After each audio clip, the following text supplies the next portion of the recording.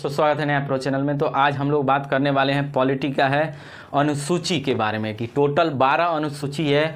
उसको पहले से मैंने लिख रखा है, आप देखिए कि 8 को मैंने लिखा है ताकि आपको क्या होगा, आसानी होगा, टाइम कम लगेगा, इसलिए मैंने इसको नोट कर लिया। आप चाहे तो इसका स्क्रीनशॉट ले सकते हैं। ये मैंने 8 अनुसूची को लिखा है और इसको देखते हैं क्या पहले अनुसूची में है। तो पहला आप अनुसूची देखिए, इसमें है कि भारतीय संघ, ठीक है, और राज्य और केंद्र शासित, यानी सेंटर हो गया, स्टेट हो गया और यूटी हो गया, यानी यूनियन टेरिटरी हो गया। तीनों को मिला करके जो क्षेत्र होता है सबका, चाहे सेंटर का हो, स्टेट का हो या फिर यूटी का हो, उस क्षेत्र का उल्लेख अनुसूची 1 में किया गया है। ठीक है, तो क्वेश्चन कैसे आते हैं कि पहली अनुसूची किससे संबंधित है, तो आप पूछ देगा कि किससे संबंधित है, तो आपको बताना होगा कि स्टेट, यूटी और सेंटर से रिलेटेड है। तो स्टेट को आपको पता है कि 28 है अभी रिसेंट में, और यूटी की संख्या 9 से 8 हो गई है। ठीक है, तो इसका भी आप अपडेशन जरूर रखें क्योंकि हमेशा कंफ्यूज होता है, इसमें बड़ा घटा है, इसलिए आप देख लीजिएगा इसको क्लियरिटी। दूसरी अनुसूची की बात कर रहा हूँ मैं। दूसरी में क्या है, देखिए इसमें कुछ नहीं दिमाग लगाना है। आप देखिए बहुत याद करना आसान है। विभिन्न पदाधिकारी बोल रहा है। पदाधिकारी का मतलब सबसे जो ऊपर की हो गए, जैसे देखिए प्रेसिडेंट हो गए, राज्यपाल हो गए, लोकसभा के अध्यक्ष उपाध्यक्ष हो गया, राज्यसभा के सभापति उपसभापति, विधानसभा के अध्यक्ष उपाध्यक्ष और विधान परिषद के अध्यक्ष उपाध्यक्ष हो गए, सुप्रीम कोर्ट का जो हो गए और हाई कोर्ट का जो न्यायाधीश हैं, जस्टिस हैं, इनकी बात की जा रही है। सीएजी का जो है पद है महालेखा परीक्षक, इसकी बात कर रहा है कि इन सारे पद का जितना है इनको भाई वेतन भी दिया जाता है, तो इनके वेतन भत्ता और पेंशन के बारे में अनुसूची 2 में चर्चा की गई है। यानी विभिन्न पदाधिकारी, यानी बड़े बड़े जितने भी पदाधिकारी हैं आप देख सकते हैं, इन सब का क्या कर रहा है कि ये याद रखिए, ये क्वेश्चन पूछे पेंशन भत्ता और वेतन। ठीक है, इन तीनों के बारे में पूछ देगा किस अनुसूची में वेतन की बात की गई है, किस अनुसूची में भत्ते की, किस अनुसूची में पेंशन की बात की गई है। तो आंसर सिर्फ यही आएगा, द्वितीय में दिए गया है। ठीक है, यानी दूसरे में।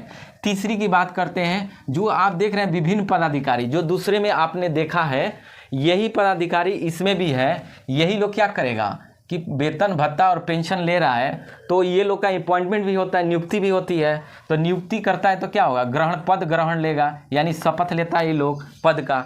तो शपथ लेना यानी पद ग्रहण का शपथ लेना क्या है, अनुसूची 3 में दिया गया। देखिए दूसरे में वेतन भत्ता पेंशन हो गया और तीसरे में क्या है, शपथ लेना।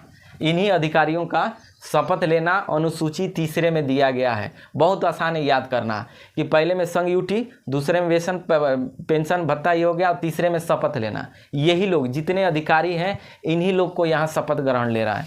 और चौथे की बात करते हैं तो इसमें विभिन्न राज्य तथा संघ शासित क्षेत्र यानी यूटी, ठीक है, और ये स्टेट हो गया कि राज्यसभा में प्रतिनिधि, यानी जो राज्यों से जो चुन करके, जो यूटी से चुन करके जो राज्यसभा में जो मनोनीत किए जाते हैं, जितना सीट लोग जीतता है उसके अनुसार क्या होता है, राज्यसभा में भेजा जाता है, मनोनीत किया जाता है। तो इसकी प्रतिनिधि की बात कर रहा है किसमें, 4th अनुसूची में, यानी राज्यसभा में प्रतिनिधि की बात कर रहा है। ठीक है, यही क्वेश्चन पूछ देगा कि राज्यसभा के प्रतिनिधि किस अनुसूची में दी गई है, तो 4थी में दी गई है। 5वीं की बात करते हैं। 5वीं में क्या है, अनुसूचित क्षेत्र, यानी जितने जनजाति जहाँ रहते हैं वहाँ का जो क्षेत्र है और जनजाति हैं, इन्हीं के प्रशासन का उल्लेख किया गया। यानी कैसा यहाँ प्रशासन होगा, अनुसूचित जनजाति के क्षेत्र जो है 5वीं में दी गई है और इसके प्रशासन की बात की गई। अनुसूचित जनजाति याद रखिए और प्रशासन, ये 2 याद रखिए कि 5वीं में दी गई अनुसूचित जनजाति और उसके प्रशासन के बारे में उल्लेख किया गया है। 6ठी की बात करते हैं तो 6ठी में क्या है कि 4 स्टेट को लिया गया है। असम हो गया, मेघालय हो गया, त्रिपुरा हो गया और मिजोरम हो गया। इन 4 स्टेट का कह रहा है कि जो जनजाति क्षेत्र है इसके प्रशासन की बात कर रहा है। अब देखिए इसमें अनुसूचित जनजाति के प्रशासन की बात कर रहा है, ठीक है, अनुसूचित क्षेत्र में, लेकिन यहाँ इन 4 स्टेट में क्या किया गया है, जनजातीय क्षेत्र के प्रशासन की बात की जा रही है 6ठी में।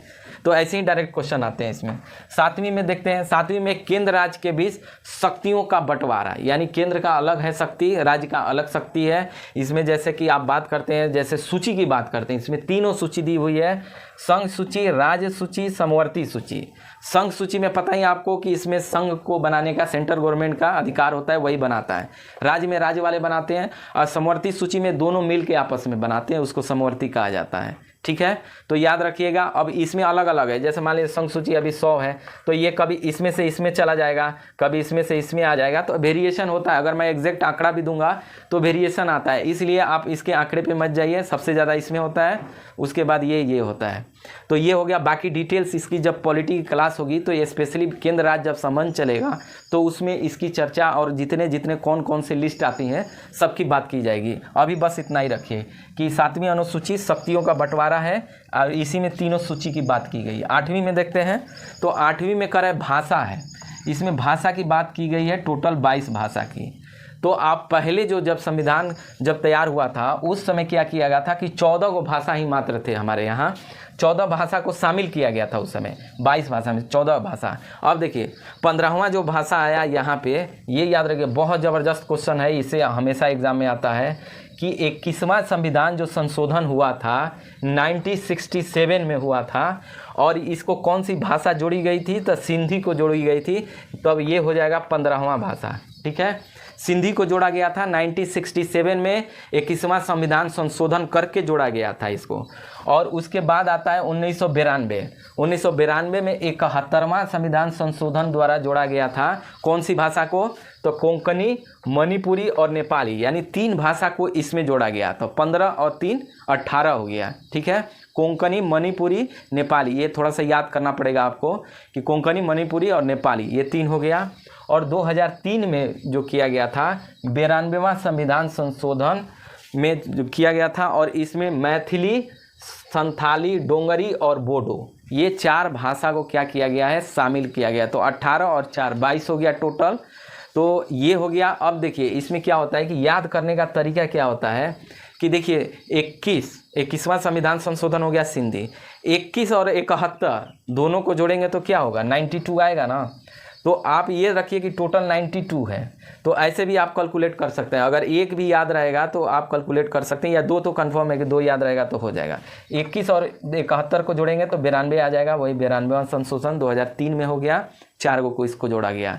तो 8वीं अनुसूची में यहाँ तक है। अब 9th की बात करते हैं, अब 9वीं अनुसूची की बात करते हैं। तो आप देखिए 9वीं अनुसूची की बात कर रहे हैं। तो इसमें क्या किया गया कि जब संविधान संशोधन हुआ था तो सबसे पहला जो संविधान संशोधन हुआ था वो 1951 में हुआ था, और इसके द्वारा जो क्या किया गया था, संपत्ति जो अधिग्रहण का जो था इससे रिलेटेड इसमें उल्लेख किया गया है कि संपत्ति किससे अधिग्रहण करना है, किससे नहीं करना है। तो इससे क्या है कि जैसे गवर्नमेंट है कि संपत्ति का अधिकार आपने पढ़ा होगा 31 में किया गया था, फिर बाद में उसको हटा दिया गया था।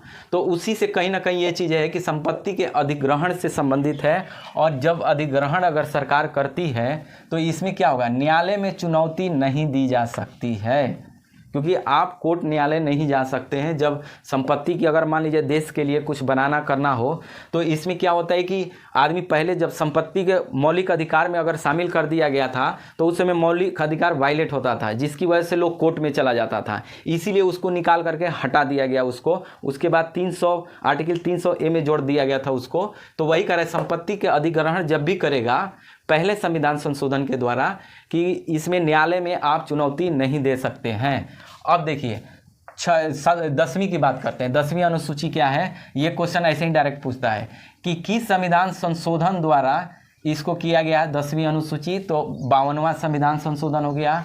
कब किया गया था, तो 1985 में किया गया है, दूसरा क्वेश्चन।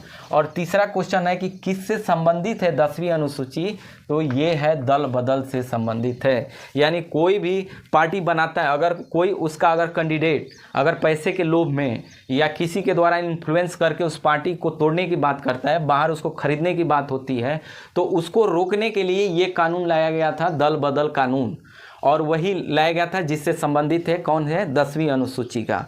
अब आगे बढ़ते हैं 11वीं अनुसूची। 11वीं अनुसूची क्या है, तो 73वां संविधान संशोधन हुआ था 1993, कहीं कहीं 92 भी मिलता है। तो आप देखिए कि ये जो है 73वां संविधान संशोधन है, किससे संबंधित है? तो पंचायती राज से संबंधित है। ठीक है, 73वां संविधान संशोधन पंचायती राज से है और इसमें टोटल विषय कितना है? तो 29 विषय है। ये भी यूपीएससी में क्वेश्चन पूछा हुआ है, किसका ज़्यादा, इसका ज़्यादा है कि इसका ज़्यादा है। तो 29 विषय है कि जैसे अलग अलग इसका नाम है, आप लिस्ट देखेंगे तो नल लगाना, जल वहाँ प्रोवाइड करना, या और भी डेवलपमेंट का जो ग्रामीण से संबंधित होता है, इस तरीके से इसमें 19 विषय दिया हुआ है। और 12वीं की बात करते हैं तो ये 74वां संविधान संशोधन हो गया, ये 1993 में ये किया गया था।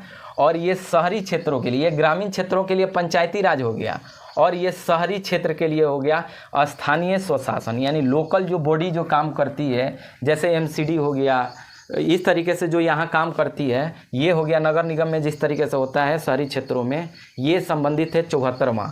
ठीक है, कार्य करने। इसमें टोटल विषय है वो है 18।